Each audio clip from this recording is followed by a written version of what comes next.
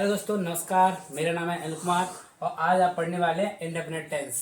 Indefinite tense क्या होता है, इसका सही तरीके का यूज आज हम आपको सिखाने वाले हैं। वीडियो को एंड तक जरूर देखना और वीडियो अच्छी लगे तो लाइक करना। चलिए, इंडेफिनिट टेंस क्या होता है। इंडेफिनिट टेंस का मतलब क्या है, आप इसमें क्या होता है, सबसे पहले चीज समझेंगे इसको कि इंडेफिनिट टेंस हमेशा डू फैमिली वर्ब लेता है। डू फैमिली वर्ब लेता है। और डू फैमिली वर्ब कौन कौन सी वर्ब होती हैं? एक तो डू होती है, एक डज होती है, एक डिड होती है, ठीक है, और एक डन भी होती है। इसमें क्या है, डू डज क्या है, इसकी फर्स्ट फॉर्म है, डिड इसकी सेकंड फॉर्म है और डन इसकी थर्ड फॉर्म है। ठीक है, इसके बाद में एक चीज और सीखेंगे अपन, प्रेजेंट।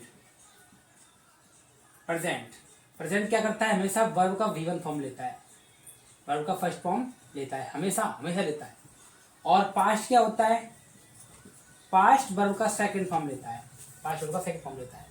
तो अगर मैं आपसे कहूं भाई प्रेजेंट इंडेफिनिट में कौन सी वर्ब आएंगी, तो प्रेजेंट इंडेफिनिट में कौन सी वर्ब आएंगी आपकी, डज डू आएंगी। अगर मैं आपसे कहूं पास्ट इंडेफिनिट कौन सी वर्ब आएंगी, तो पास्ट इंडेफिनिट में डिड आएगी। क्यों? क्योंकि पास्ट क्या लेता है, वर्ब का सेकंड फॉर्म, इंडेफिनिट लेता है डू फैमिली, और प्रेजेंट लेता है वर्ब का फर्स्ट फॉर्म, और पास्ट लेता है वर्ब का सेकंड फॉर्म। लेकिन वर्ब का फर्स्ट फॉर्म ना दो फॉर्म में रहता है, एक तो सिंगुलर नंबर और एक प्लूरल नंबर। सिंगुलर नंबर माने एक वचन और प्लूरल नंबर माने बहुवचन। सिंगुलर नंबर क्या होता है, जैसे एग्जांपल है अपन, जैसे मैं यहाँ पे लिखूं गो, है ना, और गो में इसको चलो इधर लिखते हैं, इधर गो, है ना, तो गो का फर्स्ट फॉर्म है गो, लेकिन इसका सिंगुलर, इसका प्लूरल क्या होगा, अगर सिंगुलर देखा ना, प्लूरल देखा ना, प्लूरल, तो प्लूरल सब गो ही होगा, और सिंगुलर क्या होगा, सिंगुलर से गो ही हो जाएगा, है ना। यही तरीका है। अगर मैं आपसे कहूँ प्रेजेंट, अपन सीखें कि प्रेजेंट इंडेफिनिट क्या होता है, तो इसकी पहचान होती है प्रेजेंट इंडेफिनिट की। अभी क्या सीख रहे हैं अपन, present indefinite. Present indefinite, present indefinite की पहचान क्या होती है, सिंपल पहचानने की, कि वाक्य के अंत में ता है ती है आता है, ता है ती है ते है, कुछ ऐसे वर्ड आते हैं, या फिर कोई आदत आती है, आदत, है ना, कोई आदत हो, तो उसको क्या मानते हैं अपन, प्रेजेंट इंडेफिनिट मानते हैं। अगर इसका नियम बनाए, इसका हेल्पिंग वर्ब लें, इसकी हेल्पिंग वर्ब, तो क्या रहेगी इसकी हेल्पिंग वर्ब, डू डज रहेगी। क्यों? क्योंकि इंडेफिनिट क्या लेता है, डू फैमिली, और प्रेजेंट क्या लेता है, फर्स्ट फॉर्म। तो प्रेजेंट की फर्स्ट फॉर्म कौन सी है, डू डज। यहाँ पे तो यहाँ पे क्या आएगा, डू डज आएगा यहाँ पे, है ना। डू यहाँ पे प्लूरल नंबर में है और डज आपकी सिंगुलर नंबर में है। ठीक है। स्ट्रक्चर क्या होता है, स्ट्रक्चर सेंटेंस का स्ट्रक्चर क्या होता है, सेंटेंस का स्ट्रक्चर होता है सब्जेक्ट वर्ब, है ना, इसके बाद में ऑब्जेक्ट और अदर वर्ड। अब वर्ब दो प्रकार की होती हैं, एक तो हेल्पिंग वर्ब ग्रुप में और एक होती है मेन वर्ब ग्रुप में, दोनों होती हैं। ठीक है। तो कभी कभी क्या होता है कि अफर्म सेंटेंस में क्या होता है ना, प्रेजेंट इंडेफिनिट में, इसके सेंटेंस में, अफर्मेटिव सेंटेंस में केवल मेन वर्ब का यूज करते हैं, हेल्पिंग वर्ब नहीं आती है, इसके बाद में सब में आती है। जैसे एग्जांपल ले अपन, राधा खाना खाती है, तो राधा खाना खाती है, सेंटेंस अफर्मेटिव है, टेंस आपका प्रेजेंट इंडेफिनिट है, तो सेंटेंस अफर्मेटिव में हेल्प का यूज नहीं करेंगे, है ना, इसमें डज डू का यूज नहीं होगा। अगर डज डू का यूज होगा तो मेन वर्ब फॉर्म में होगा, हेल्प वर्ब फॉर्म में नहीं होगा। क्या लिखेंगे, राधा, हेल्प नहीं लगेगी इसमें, क्या लगेगी, खाने की मीनिंग आएगी जो होती है ईट, और ईट का सेकंड देखो, राधा सिंगुलर है यहाँ पे, तो ईट क्या है, यहाँ पे प्लूरल है, यहाँ पे ईट, है ना, गो थी, गो क्या था, यहाँ पे प्लूरल थी। वर्ब का जो फर्स्ट फॉर्म होता है ना, वर्ब जो फर्स्ट फॉर्म, वर्ब हमेशा जो फर्स्ट फॉर्म में होती है, जो अपने हमेशा बेस फॉर्म में रहेगी, तो प्लूरल नंबर में रहेगी, है ना, इसका सिंगुलर नंबर बनाया जाएगा। जैसे ईट का क्या बनाएंगे, ईट्स बनाएंगे, क्यों, क्योंकि इसमें एस लगा देंगे, जिसमें एस लग जाएगा वो सिंगुलर नंबर वर्ब हो जाएगी। तो ईट्स क्या होता है, फूड। ठीक है। तो हमने क्या जाना इसमें, सिंगुलर से सॉरी प्लूरल से सिंगुलर बनाने का तरीका क्या है, उसमें एस लगा दो या ई एस लगा दो। किसी वर्ब को प्लूरल से सिंगुलर बनाएंगे ना, उसमें एस या एस लगाएंगे। ठीक है। सिंगुलर वर्ब यही पहचान है, उसमें एस लगा होगा, अंत में एस लगा होगा, उस सिंगुलर वर्ब होगी। ठीक है। इसके बाद में अपन समझेंगे, इसके बाद में एग्जाम्पल हो गया। ठीक है, यहाँ लिख दे एग्जाम्पल, मैं यहाँ पर लिख दूं कि राधा और राजू पढ़ते हैं, तो यहाँ पर राधा और राजू दोनों सब्जेक्ट कैसा कैसा हो गया, बहुवचन हो गया, सब्जेक्ट प्लूरल हो गया यहाँ पे, राधा एंड राजू स्टडी।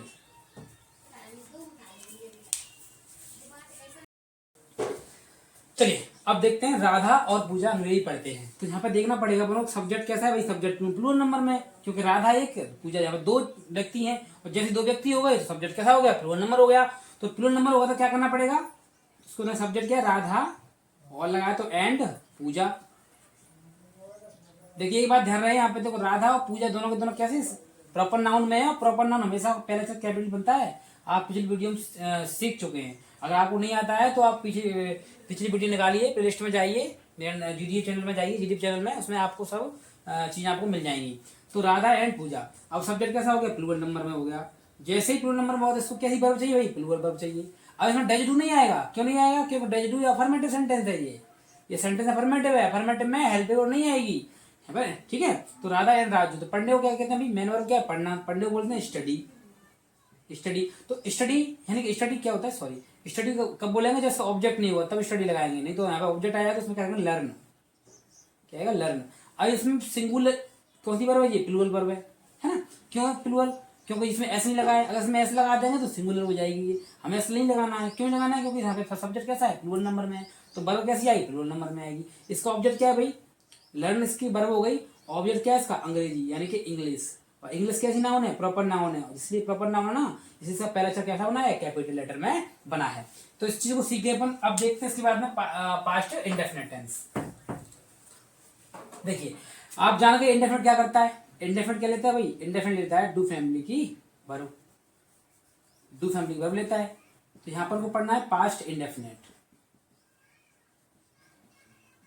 ठीक है। तो पास्ट इंडेफिनिट में पास्ट इंडेफिनिट टेंस, ठीक है। तो पास्ट क्या लेता है, वर्ब का सेकंड फॉर्म लेता है, और इंडेफिनिट क्या लेता है, डू फैमिली लेता है। तो कौन सी वर्ब लेगा, डिड आएगा। क्या हेल्पिंग वर्ब क्या है इसकी, इसकी हेल्पिंग वर्ब आई भाई डिड, ठीक है। और इसकी पहचान क्या रहेगी, इसकी पहचान रहेगी पास्ट है ना, पास्ट में काम हो जाता है पूरा, है ना, जिसमें काम हो गया वो पास्ट हो गया। जैसे हम लिखते हैं अपन, क्या आएगा, आ ई ए का स्वर आएगा, क्या साउंड क्या आएगा, आ ई ए का स्वर आएगा, मतलब साउंड आएगा। तो जैसे एग्जांपल अपन देखें, जैसे मैं आप लिखूं, लिखा मैंने वह जा चुका, वो जा चुका। तो यहां पे देखो चुका, आ की मात्रा है ना, तो आ की मात्रा है, टेंस कौन सा हो गया, पास्ट इंडेफिनिट का हो गया, पास्ट इंडेफिनिट हो गया। जैसे ही अब ये पास्ट इंडेफिनिट बना तो क्या करना पड़ेगा, अपन ने करना पड़ेगा भाई कि सब्जेक्ट क्या है भाई, सब्जेक्ट तो ही है, तो ही लगा दिया यहाँ पे। और इसकी हेल्पिंग वर्ब क्या होती है, डिड, या डिड लगाएंगे यहाँ पे, नहीं लगाएंगे।